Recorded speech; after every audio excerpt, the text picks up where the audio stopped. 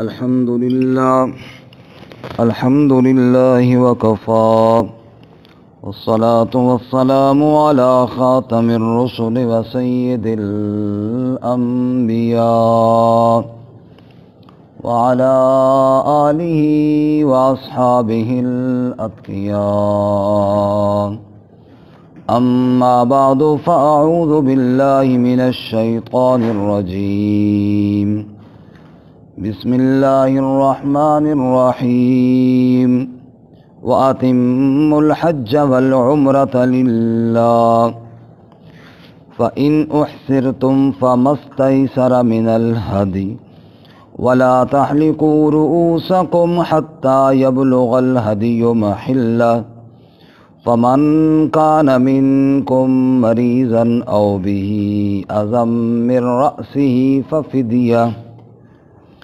ففدية من صيام أو صدقة أو نسك فإذا أمنتم فمن تمتع بالعمرة إلى الحج فما استيسر من الهدي فمن لم يجد فصيام 3 أيام في الحج و7 إذا رجعتم تلك 10 كاملة ذلك لمن لم يكن أهله حاضر المسجد الحرام واتقوا الله واعلموا أن الله شديد العقاب.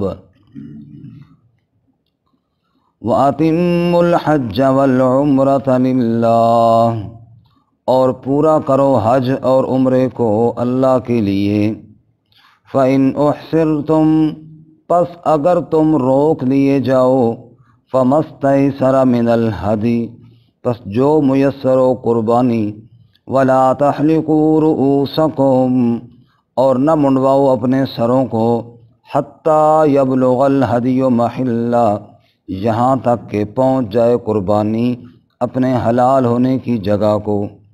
فَمَنْ كَانَ مِنْكُمْ مَرِيضًا، پس جو شخص تم میں سے مریض ہو. او بِهِ أَذًى مِّن رَأْسِهِ، یا اس کے سر میں کوئی تکلیف ہو. فَفِدْيَةٌ مِّن صِيَامٍ، پس فدیہ دے روزوں سے. او صدقۃ، یا صدقے سے. او نسک، یا قربانی سے. فَإِذَا أَمِنْتُمْ، پس جب تم حالت امن میں ہو.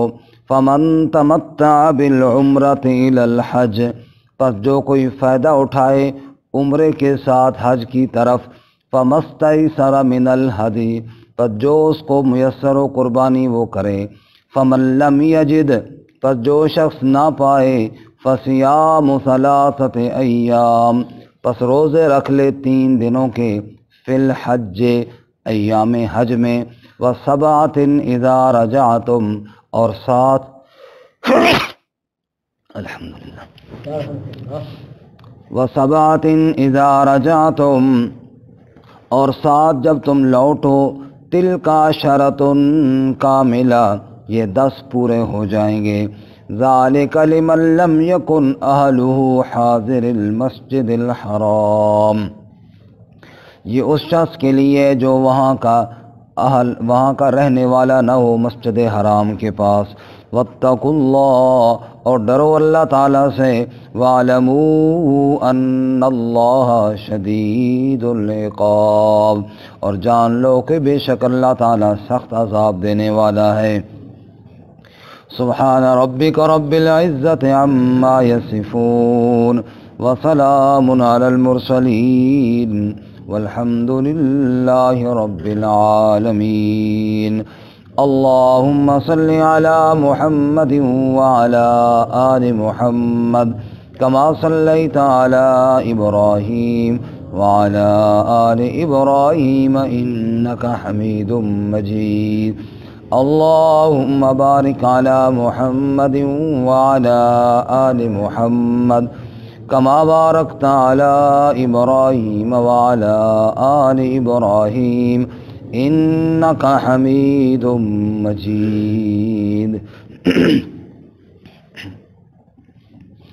معزز سامعین، सूरत अल-बक़रा का 24वां रकू आयत नंबर 196 आपके सामने तिलावत की है।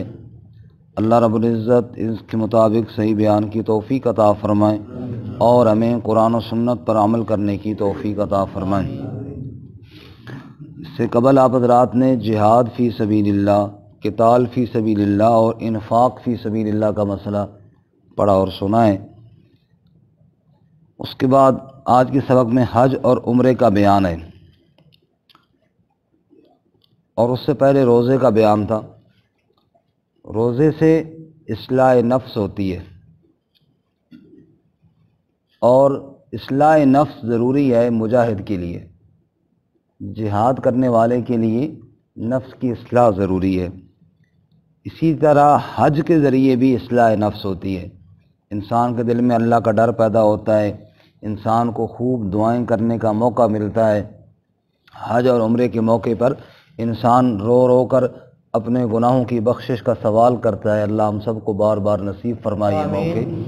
तो इसलिए साथ हज और उम्रे का ज़िक्र भी किया। जिहाद के साथ साथ उमूर मुस्लिहा का बयान चलता रहेगा इंशाअल्लाह, उमूर इंतज़ामिया का भी और मुस्लिहा का भी, यानी मुआशरे के इंतज़ाम के हवाले से भी अहकामात जो कि जिहाद के लिए ज़रूरी है कि एक मुनज़्ज़म मुआशरा हो। इसी तरह इंसान की अपनी इस्लाह के अमाल ये भी इंतहाई ज़रूरी है। जब तक बंदे की अपनी इस्लाह ना हो वो दूसरों की इस्लाह क्या करेगा, इसलिए साथ साथ इनका भी बयान जारी है। आज के सबक में हज और उम्रा और इसके कुछ मसाइल। सबसे पहली बात तो इरशाद फरमाई व अतिम्मुल हज्ज वल उम्रत लिल्लाह, पूरा करो हज और उम्रे को अल्लाह के लिए। इसमें एक बात तो ये है कि हज और उम्रा अल्लाह के अलावा किसी के लिए जायज़ नहीं है। मसलन तवाफ़ बैतुल्लाह का है, वल यतव्वफ़ू बिल बैतिल आतीक, उसके अलावा दुनिया के किसी कोने में किसी और जगह का, किसी मस्जिद का, किसी घर का, किसी कब्र का तवाफ़ करना जायज़ है नहीं। वातिम्मुल हज्ज वल उम्रत लिल्लाह। अब में से कितने हज़रात मदीना मुनव्वरा गए होंगे, अल्लाह हम सबको बार बार ले जाए आमीन। लेकिन कभी वहाँ पे रोज़े शरीफ का तवाफ़ किया किसी ने? नहीं किया। तवाफ़ मक्का में ही होगा, बैतुल्लाह शरीफ का ही होगा। जब रोज़ा रसूल सल्लल्लाहु अलैहि वसल्लम का भी तवाफ़ जायज़ नहीं तो फिर किसी और कब्र का तवाफ़ हरगिज़ जायज़ नहीं। वातिम्मुल हज्ज वल उम्रत लिल्लाह। दूसरी बात यह है कि इसमें इरादा और नीयत वो भी अल्लाह की रज़ा होनी चाहिए, दिखलावा हरगिज़ नहीं होना चाहिए। अमूमन ये एक ऐसा मौका होता है कि इसमें कुछ ना कुछ गड़बड़ हो जाती है। अल्लाह ताला इससे महफूज फरमाए, दिखलावे से, नमूद व नुमाइश से ये अल्लाह ताला हिफाजत फरमाए। इसी तरह ये हाजी कहलवाना भी है। तकरीबन कितने हजरात हैं कि जो इस बात पर नाराज़ भी हो जाते हैं कि मुझे हाजी क्यों नहीं कहा। वो कहते हैं बंदा हज करके आया, दुकानदार के पास गया, उसने कहा मेरे खाते वाली कापी काट, जिस पे उधार लेता था। वो खुश हुआ भाई हाजी साहब के पास पैसे बच गए हैं, शायद चलो बकाया देने वाले हैं। उसने निकाला, टोटल किया, उसने कहा इतने बनते हैं। उसने कहा छोड़, जितने बनते हैं मेरे नाम के साथ हाजी लिख। मेरे नाम के साथ क्या लिख? हाजी लिख। पहले तो और बात थी ना, अब ज़रा हाजी लिख मेरे नाम के साथ। तो फरमाया कि ये दुनिया वालों को बताने के लिए तो हमने नहीं करना।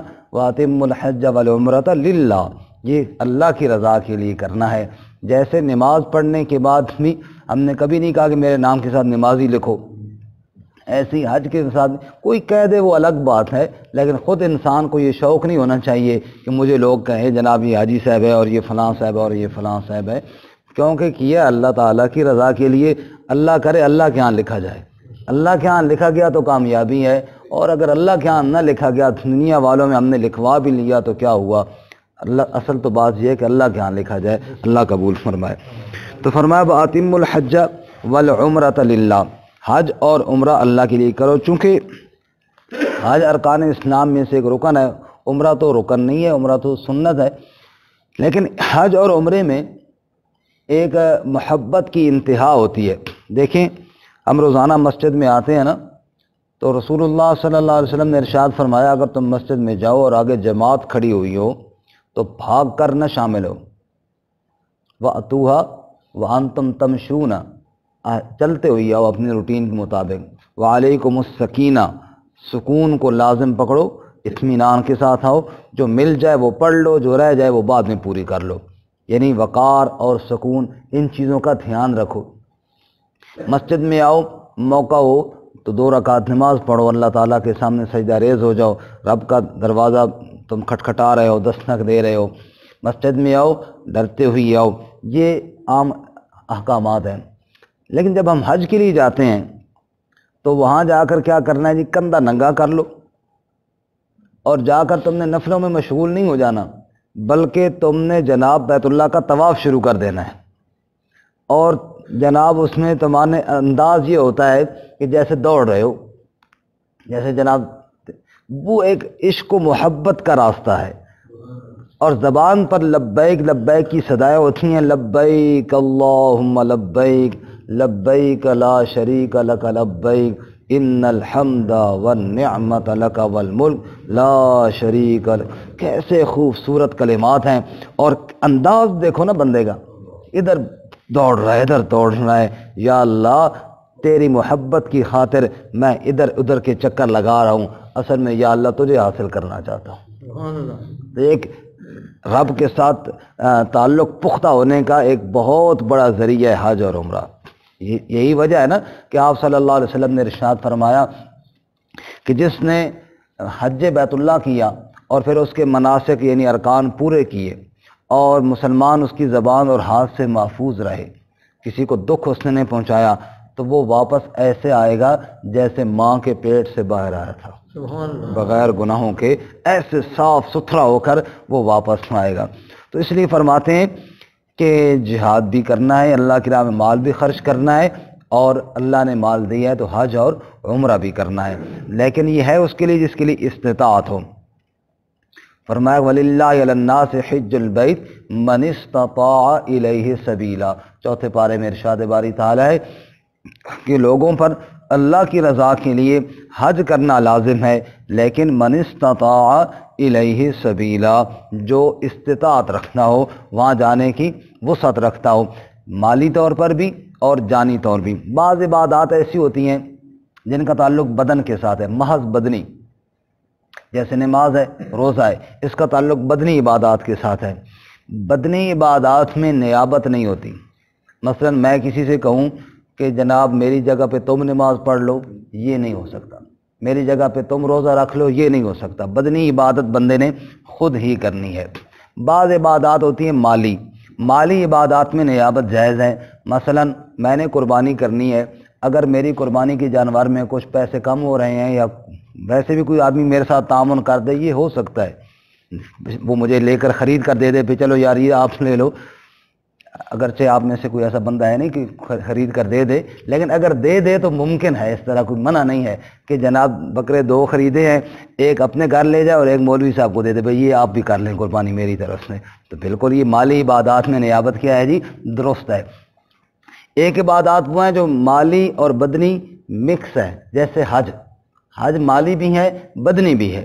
اب حج میں مال پیسہ بھی ہوگا تب جائیں گے، اور بدنی بھی ہے، وہاں پہ جناب طواف کرنا ہے، سعی کرنی ہے، چکر لگانے ہیں، یہ سارے کام وہاں پر بھی ہم نے کرنے ہیں۔ اب یہاں پر عذر کے ساتھ نیابت جائز ہے، بغیر عذر کے جائز نہیں ہے۔ مثال کے طور پہ ایک آدمی خود جا سکتا ہے، خود وہاں پہ کر سکتا ہے تو ٹھیک ہے، اگر معذور ہے خود نہیں جا سکتا تو پھر وہ کسی کو حج بدل جس کو کہتے ہیں، پھر کسی اور کو بھیج دے تو یہ جائز ہے عذر کے ساتھ۔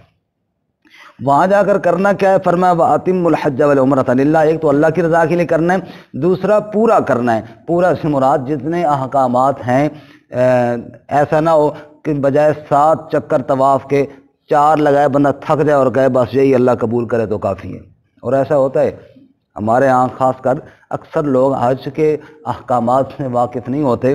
خود میں نے پہلے بھی آپ کو سنایا تھا کہ طواف سے میں بزرگ جو اتنے دیکھتا تھا، اکثر ان سے کوشش ہوتی تھی پوچھ لوں، کیونکہ اکثر بزرگ ایسے ہی بیچارے تھکے ہوئے، بزرگ آدمی مسائل سے واقف بھی نہیں ہوتے تھے۔ تو گجرا والے کے قریب کسی دیہات کے ایک بابا جی تھے، میں نے ان سے پوچھا بزرگوں طواف کر لیا نہیں؟ انہوں نے کہا جی کر لیا جی۔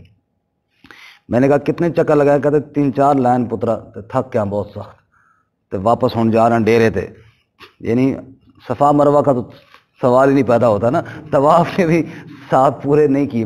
میں نے کہا بزرگوں ایسے ہے کہ میں بھی آپ کے ساتھ ہمت کرواتا ہوں، تو یہ پورے کریں. جب تک آپ کے 7 چکر پورے نہیں ہوں گے نا تو تب تک یہ مکمل. کہتے ہیں پترا گل تیری ٹھیک ہے، تو وہ گل کرنی جڑی تو پڑھی ہے تو میں وہ گل کرنی جڑی میرے دل ہے. تو اللہ تعالیٰ یہ 4 بھی قبول کر کے بڑی گل ہے. تو میں یہاں پہ کسی اور کام کے لیے تو نہیں آیا، اللہ کی رضا کے لیے. اللہ نے دیکھ لیا بس بہت ہے. تو اللہ تعالیٰ کا حکم ضروری ہے نا بھائی، بندہ جو گیا ہے اتنا تو جتنا حکم دیا ہے. اب مثلا نماز کے لیے بندہ ہے، عشاء کی نماز ہو 4 رکعتیں بندہ 2 پڑھ لے گئے بس جی بڑھیا ہو گئی. اللہ تعالیٰ ایک بھائی قبول کرے تو ٹھیک ہے، لیکن آخر کوئی ضابطہ، کوئی اصول، کوئی قانون بھی تو ہوتا ہے نا اللہ تعالیٰ کا. جس نے اللہ تعالیٰ نے قوانین مقرر کیے ہیں اسی نے کہا وَأَتِمُّوا، اس کو پورا کرو. وَأَتِمُّوا الْحَجَّ وَالْعُمْرَةَ لِلَّهِ، ان کو پورا کرو. اب وہاں معذور کے لیے رخصتیں موجود ہیں، وہاں پہ اسباب موجود ہیں، ویل چیئر پہ کر سکتے ہیں، لیکن کرنا پورا ہے. یہ نہیں کہ کچھ جناب چکر لگائے اور پھر تھک گیا بس یہی کافی ہے جناب جان دے. اس طرح نہیں ہوتا. ہر چیز کے آداب، ہر چیز کے قوانین ہوتے ہیں. اور ارشاد باری تعالیٰ کیا ہے؟ وَأَتِمُّوا الْحَجَّ وَالْعُمْرَةَ لِلَّهِ، پورا کرو حج اور عمرے کو اللہ کی رضا کے لیے. اس لیے جب نیت کی جاتی ہے کیا کہا جاتا ہے؟ اللہم انی ارید الحج والعمرہ، اے اللہ میں حج کا ارادہ رکھتا ہوں، اے اللہ میں عمرے کا ارادہ رکھتا ہوں. تو یہ ارادہ جو ہے نا، یہ جو نیت ہے، یہ اللہ کی رضا کی ہونی چاہیے. یہ کس کی رضا کی ہونی چاہیے؟ اللہ تعالیٰ کی رضا کی ہونی چاہیے. اسی طرح ارکان حج میں، جس کو مناسک حج کہتے ہیں، وہاں احرام باندھنا پہلا رکن ہے. اور احرام نیت کے ساتھ ہوگا، کیونکہ بغیر نیت کے اگر آپ صرف چادر کر لیں تو چادر کرنے کا نام تو احرام نہیں ہے نا. چادریں تو ہم ویسے بھی یہاں بھی کرتے رہتے ہیں، سفید چادریں اب بھی کئی ساتھیوں نے کی ہوئی ہیں، تو یہ محرم تو نہیں ہو گیا نا. تو چادر کرنی ہے سفید، لیکن نیت کرنی ہے حج یا عمرے کی. اور وہ کس کے لیے کرنی ہے؟ اللہ تعالیٰ کے لیے. تو یہ ایک بنیادی شرط ہے. انما الاعمال بالنیات، ویسے بھی اعمال کا دار و مدار نیتوں پر ہوتا ہے. اور بالخصوص حج کے معاملے میں یا عمرے کے معاملے میں کہ میری نیت ایک تو اللہ کی رضا کے لیے ہونی چاہیے، دوسرا جب میں احرام باندھوں تو اس وقت اپنی نیت کو حاضر کروں کہ میں کس کے لیے کر رہا ہوں. اسی طرح مناسک حج میں بہت بڑا رکن ہے عرفہ، وقوف عرفہ. آپ صلی اللہ علیہ وسلم نے یہاں تک ارشاد فرمایا کہ حج نام ہی عرفے کا ہے. حج نام ہی عرفے کا ہے. جو 9 ذوالحجہ کو سارے حاجی میدان عرفات میں جاتے ہیں اور ایک کھلے میدان میں جاتے ہیں، اور وہاں جا کر ایسا دن گزرتا ہے کہ جناب اللہ کی یاد میں اور اللہ تعالیٰ کے غم، اللہ تعالیٰ کے اپنے گناہوں کے غم میں اللہ کے سامنے فریادیں کرتے ہوئے گزرتا ہے. اللہ ہمیں بھی وہ بار بار نصیب فرمائے.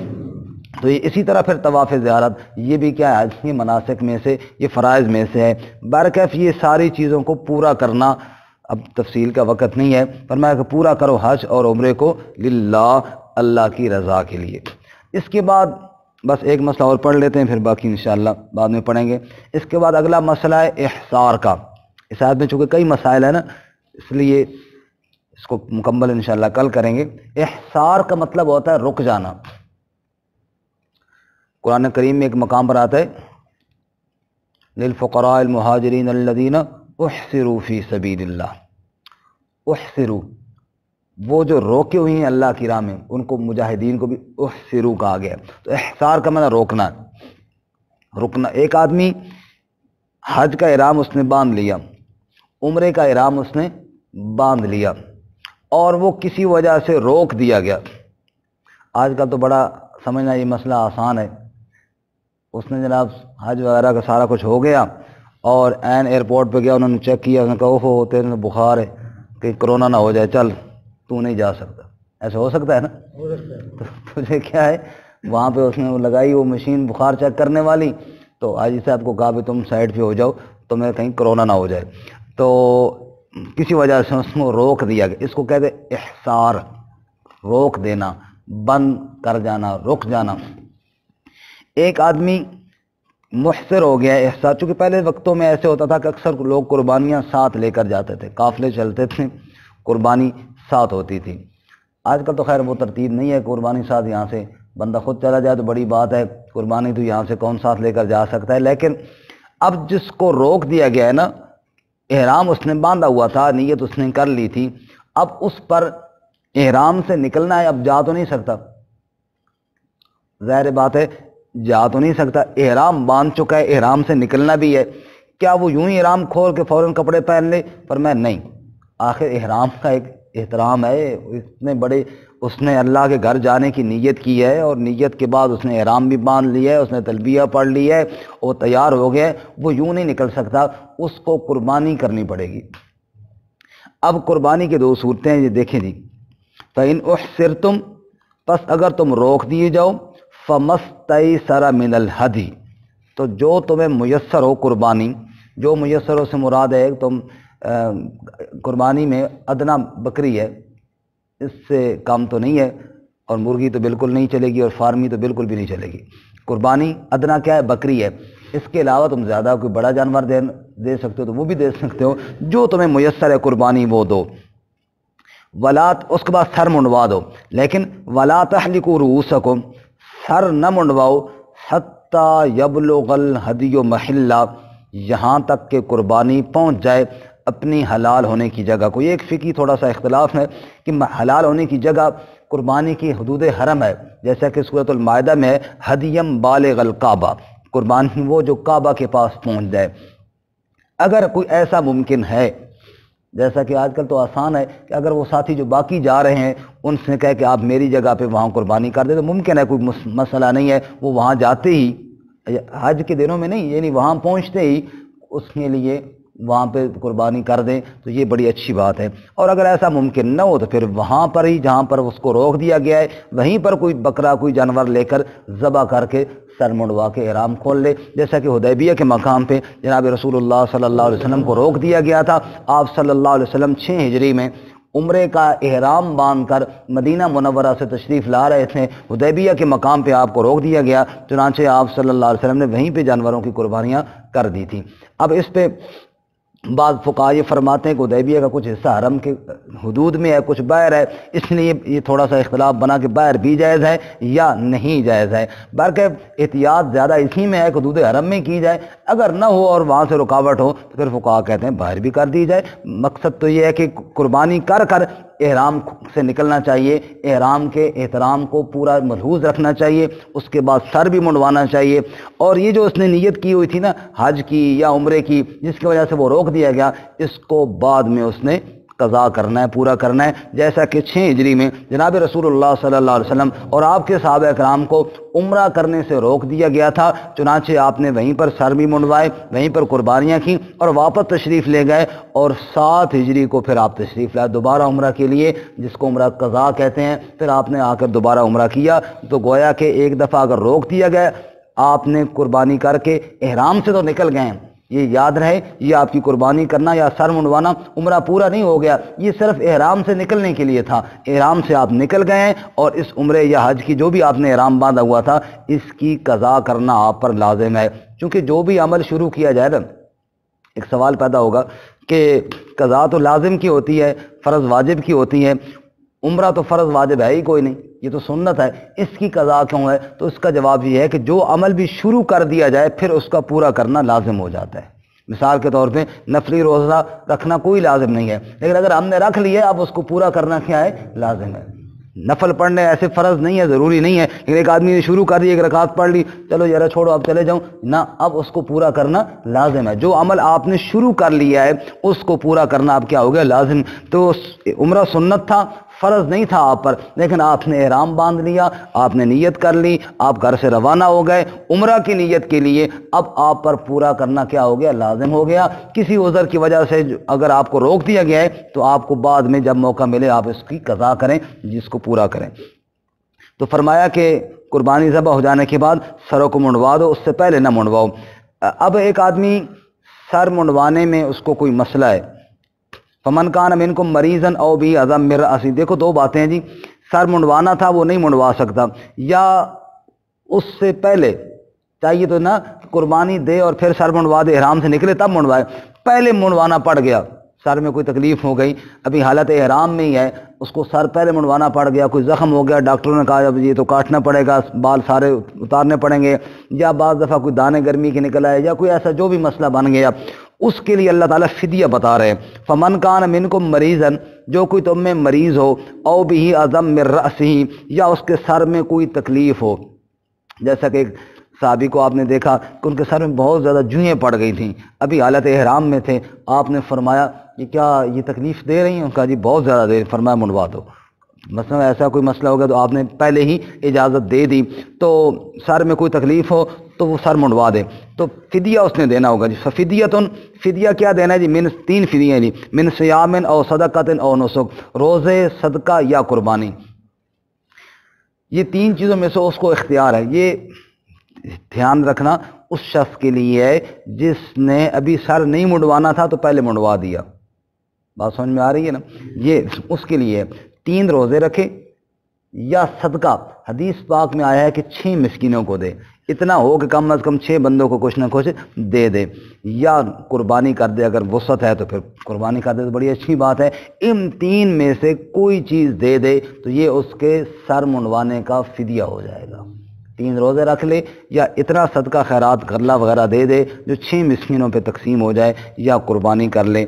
اس کے بعد آیت کے اگلے حصے میں حالت امن کے احکام ہے، وہ انشاءاللہ ہم کل پڑھیں گے۔ تو آج کے سبق میں ہم نے کیا پڑھا؟ ایک تو حج اور عمرہ پورا کرو، اس میں کوئی چیز چھوڑو رہی۔ نمبر 2، ان کو اللہ کی رضا کے لیے کرو، کسی اور مقصد کے لیے نہ کرو۔ اس کے بعد ہم نے احصار کا مسئلہ پڑھا کہ اگر روک دیے جاؤ تو پھر قربانی دینی پڑے گی، اور قربانی بہتر یہ ہے کہ حتیٰ یبلغ الہدی محلہ، اپنے حلال ہونے کی جگہ حدود حرم میں پہنچ جائے۔ تو اس کے بعد سر نہ منڈواؤ جب تک قربانی ذبح نہ ہو جائے، جب ذبح ہو جائے پھر سر منڈوا دو، مطلب یہ ہے کہ پھر احرام کھول دو، پھر تمہیں احرام کی اجازت ہے۔ اس کے بعد اگر کوئی شخص مریض ہو یا کوئی اور مسئلہ ہو اور وہ جو چیزیں ہیں، رکاوٹیں ہیں احرام کی، ان کو پورا نہ کر سکے اور اس سے پہلے اس کو سر منڈوانا پڑ جائے، تو اسے 3 باتوں میں سے ایک کا اختیار ہے، یا تو 3 روزے رکھ لے، یا 6 مسکینوں کو صدقہ خیرات دے دے، یا قربانی کر لے۔ یہ یہاں تک وہ مسائل تھے جو احصار کے تھے، رکاوٹ اور بندش کے تھے۔ اس کے بعد انشاءاللہ آیت کے اگلے حصے میں وہ مسائل ہیں جن کا تعلق حالت امن سے، وہ انشاءاللہ ہم کل پڑھیں گے۔ وآخر دعوانا